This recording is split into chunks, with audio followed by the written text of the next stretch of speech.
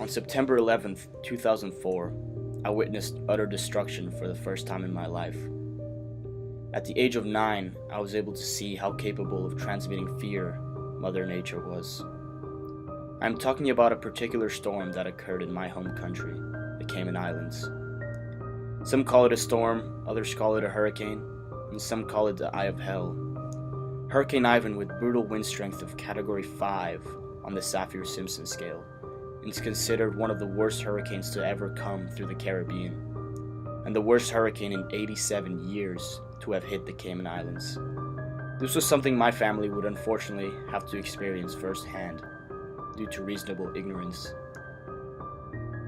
No one knew it was coming. We decided we would stay. We didn't want to leave our home behind when the storm would hit. Most people who stayed went to hurricane-proof shelters, as staying in your place of residence was highly inadvisable. We stayed at my dad's place of work, along with his co-workers and their families. Natural chaos began in the world around us.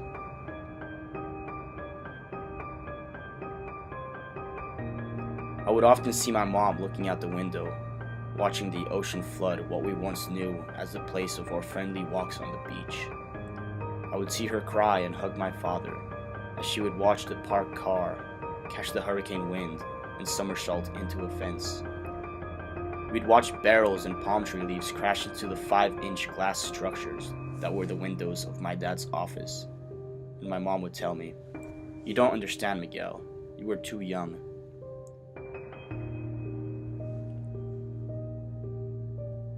She was right. I definitely did not understand the gravity of the situation and what it fully meant on a psychological level.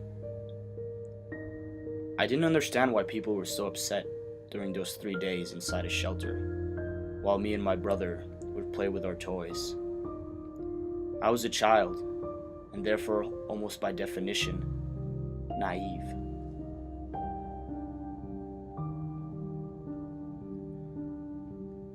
The storm passed, and as expected, people did not like what they saw. Destruction was an understatement. Fortunately, after years of rebuilding, Cayman prospered to new heights.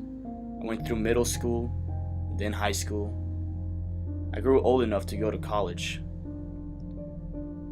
I live elsewhere now, away from paradise, and still, every time I fly away now, I look down to see my island and think, I wish I had been old enough to feel what my parents had felt.